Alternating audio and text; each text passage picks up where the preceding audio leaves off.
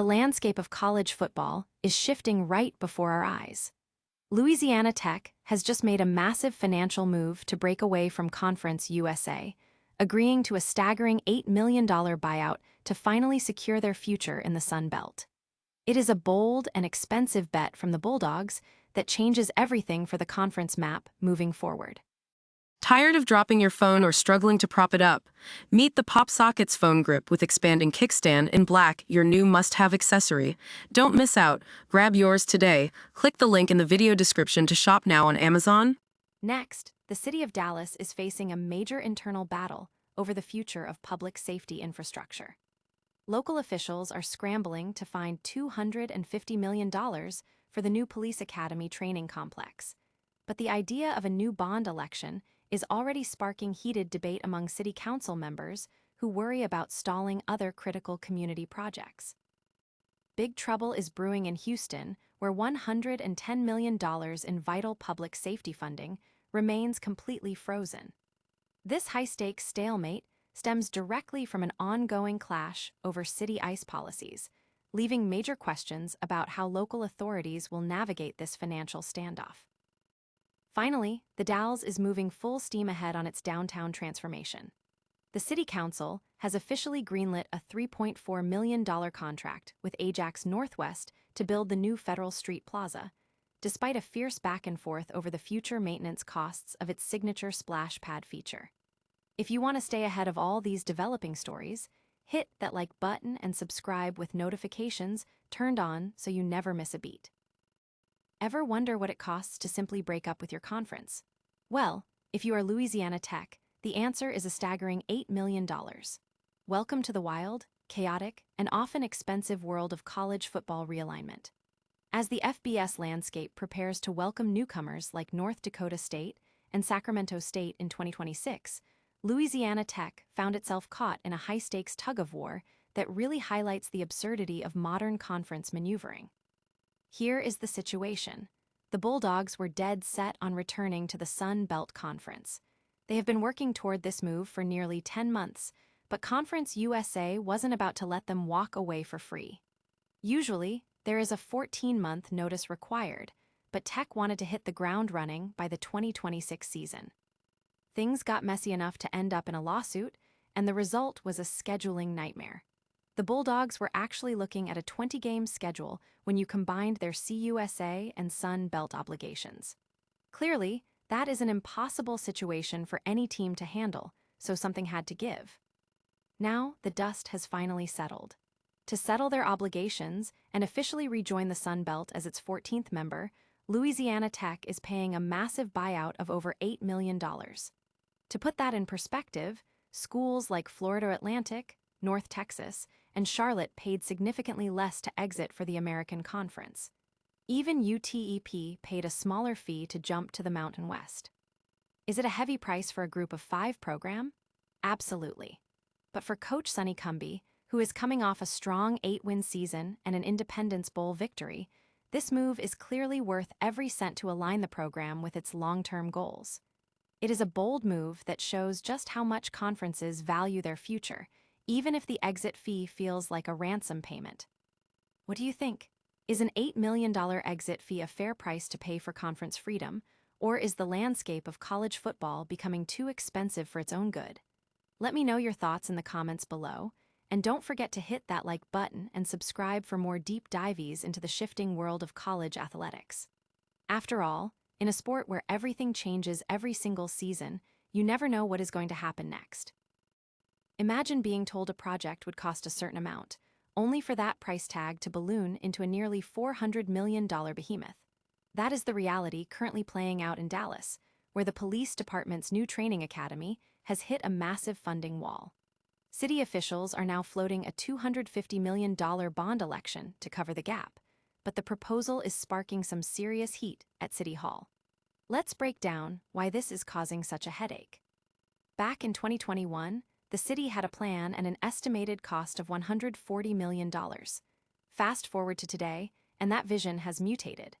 We're looking at a dual facility project, a training academy and a public safety complex, with a total cost closing in on $400 million. Even with a $90 million bond approved by voters just last May, there is a gaping hole in the budget. So, what's the fix? City staff suggested going back to the voters this November. But here is the catch. If they push for this extra $250 million now, other projects promised to residents, like playgrounds, swimming pools, and fire stations, will be delayed. As Council member Adam Basildua put it, it feels like a slap in the face to voters who were promised this would be largely privately funded. The CFO warned that while no approved projects would be scrapped, their timelines would definitely shift from 5 to 6 years. It's a classic tug-of-war between urgent infrastructure needs and fiscal reality. Some council members are pushing to stop the delay and just get it done, while others are terrified of breaking promises to the neighborhoods that need those 2024 bond projects completed on time. City management is promising to do their homework over the next 60 days, but the clock is ticking. They have to decide by mid-August if this is actually going on the ballot. What do you think? Should the city force a new bond to finish this academy, or is it time to pump the brakes and protect the projects already promised to local neighborhoods? Let us know your thoughts in the comments below, and if you found this breakdown helpful, consider hitting that subscribe button and supporting our local reporting. At the end of the day, when it comes to taxpayer money, the only thing more expensive than a project done wrong is a project that never ends. Imagine over $100 million meant to keep your streets safe suddenly disappearing into a bureaucratic deep freeze. That is the startling reality unfolding in Houston right now, as a staggering $110 million in public safety funding has been locked away due to a heated standoff over immigration policy. It is a classic case of political friction coming at a high cost to the taxpayers, forcing us to ask, at what point does ideology start compromising the actual security of our neighborhoods? When local authorities and federal mandates clash, it is usually the community that pays the price. Whether you fall on the left or the right of the ICE debate, one thing is certain. Public safety should never be used as a bargaining chip. I want to hear your take on this. Should local budgets be tied to federal cooperation, or is this government overreach at its worst? Drop a comment below and let me know what you think.